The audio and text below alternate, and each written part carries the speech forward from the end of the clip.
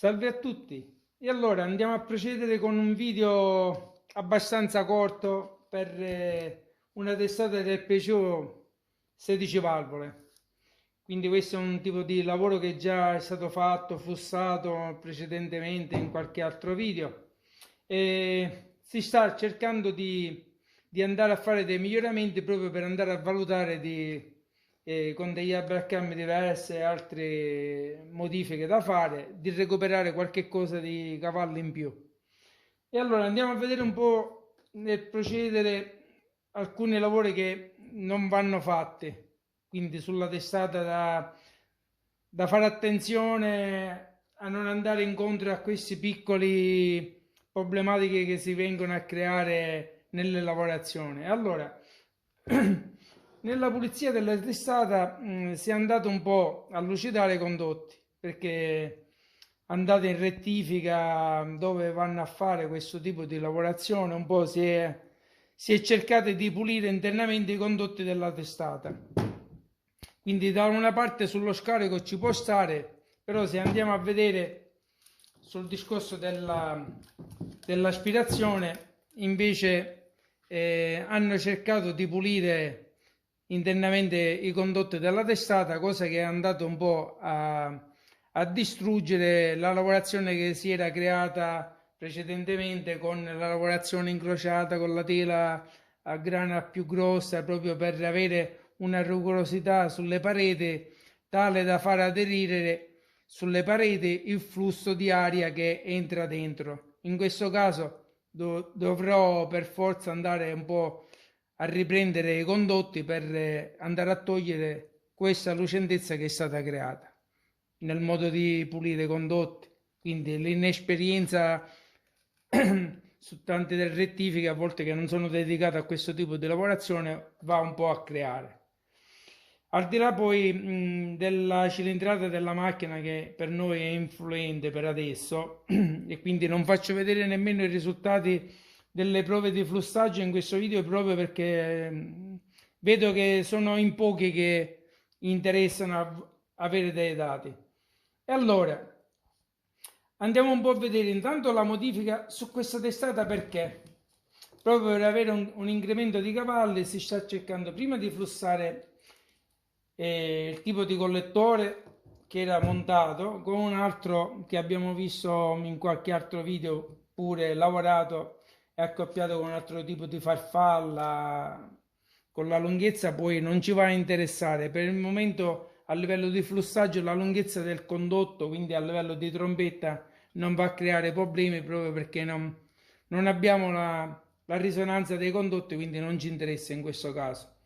La lavorazione del miglioramento è stato nell'andare a togliere il bicchierotto classico con il puntalino centrale per andare a fare un alloggiamento all'interno proprio dell'alloggiamento del bicchiere per mettere un bicchierotto modificato, non più rotondo ma leggermente ovale, proprio per avere un attrito minore. Soltanto che tra le due lavorazioni che cosa succede? Che nel bicchiere classico un po' la spinta dell'alberaccamma in rotazione va a creare una rotazione quindi del bicchiere e questo un po' va a attutire l'attrito che si crea nel salire e scendere del bicchiere. Quindi fa un effetto idrodinamico del bicchiere in rotazione e assorbisce un po' l'attrito di spinta che si crea nella rotazione dell'alberaccamma. In questo caso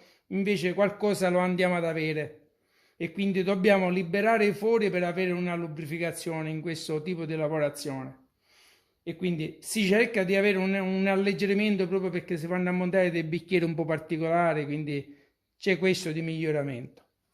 A livello di lavorazione sulla testata, come dicevo, da non fare la lucidatura dei condotti sull'aspirazione, un altro problema che si viene a creare a volte, come in questo caso si è cercato di fare un isolamento di temperatura tra il corpo farfallato e la testata, solo che nel fare la piastra di imbachelito o in teflono che sia, si deve a livello dimensionale stare attenti a non creare quel gradino che ci potrebbe un po' creare dei problemi proprio per il flusso che scendendo sulla testata può andare a influire qui sugli angoli attorno alla piastra e deviare il flusso, quindi creare un effetto di restringimento del condotto.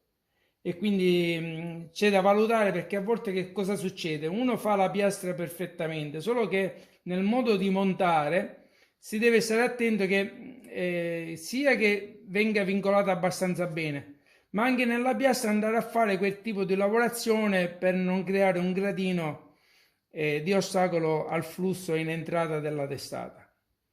Ora lo faccio vedere in un disegno, quindi l'unica cosa che cos'è?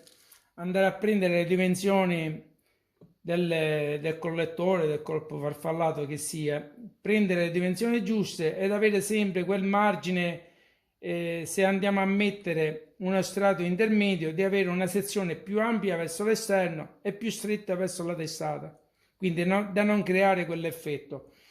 Vediamo poi più avanti in qualche altro video, farò vedere proprio il comportamento del flusso, che cosa va a comportare anche sul piccolo decimo di angolo che si viene a creare, che potrebbe creare un ostacolo al flusso che scende. Quindi farò in modo da vedere di poter fare questo tipo di video per poter vedere come si va a comportare il flusso. Altra cosa che andrò a fare, quindi in queste due case andrò a valutare i due corpi farfallati per vedere se andiamo ad avere dei miglioramenti con il tipo di abracambe che si vanno a montare. Quindi dalla lettura del flussaggio si va un po' a intuire se c'è qualche cosa che si può andare a migliorare oppure no. Allora, restringendo un po' il tipo di lavorazione che abbiamo riscontrato qui del corpo farfallato, l'ostacolo che va a creare, perché ce lo dice direttamente sulla testata. Vediamo se lo andiamo a vedere qui nell'impronta che si va a lasciare. Il riflusso nero che si va ad avere lateralmente vuol dire che qui andrà ad avere un ostacolo il flusso in fase di discesa. Quindi questo lo dobbiamo per forza andare a togliere, non avere questo tipo di problema. Se andiamo nel discorso di fare comprendere un po' il disegno da seguire, vediamo se riesco. E allora, qui un piccolo esempio nel disegno, quello che ho detto poco fa. Nel comportamento normale della discesa del corpo farfallato verso la testata, abbiamo delle sezioni sempre leggermente più aperte verso la parte del flusso che scende e la parte più stretta per non avere ostacolo della testata. Questo è qualcosa da seguire sempre, proprio perché se abbiamo leggermente le piastre intermedie o il corpo farfallato che sia leggermente più, come dire, più largo rispetto alla testata, il flusso che cosa fa? Una volta che scende, trovando questo spigolo della testata, non fa altro che andare qui a lambire sullo spigolo e fare questa deviazione, quindi l'altro lato lo stesso, e non abbiamo altro che una diminuzione della sezione, quindi quella sezione non l'abbiamo più, ma abbiamo una sezione più stretta e quindi delle turbolenze che si vengono a creare qui, che va a disturbare l'entrata del flusso dentro la testata. Quindi questo è assolutamente da andare a togliere. Quindi dobbiamo seguire sempre lo schema di andare sempre ad avere delle sezioni sempre più ristrette rispetto a quello che viene dopo. Quindi in questo caso questo è più stretto rispetto alla testata, e nello stesso caso in questa parte andiamo a fare una leggera conicità proprio per evitare che il corpo farfallato sia più ampio rispetto alla piastra intermedia che andiamo a mettere. Quindi questo è qualcosa che dobbiamo sempre seguire. Per il discorso del bicchiere che è stato modificato, non andiamo a fare altro che questo tipo di lavorazione. Quindi da questo disegno circolare del bicchiere che abbiamo questo profilo all'interno, non facciamo altro che eliminare questo, quindi l'attrito di avere tutto a giro del bicchiere lo andiamo a eliminare e abbiamo soltanto come punto d'appoggio questa parte qua.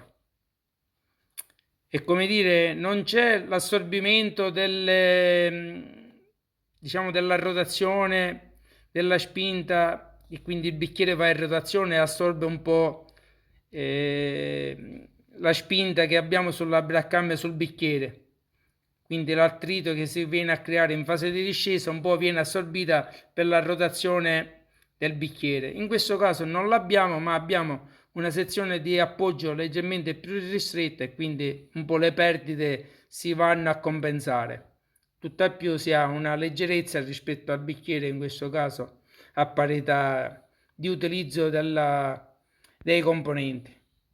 Quindi si va a scegliere questo tipo di lavorazione proprio per avere un componente a livello di peso leggermente più ancora leggero.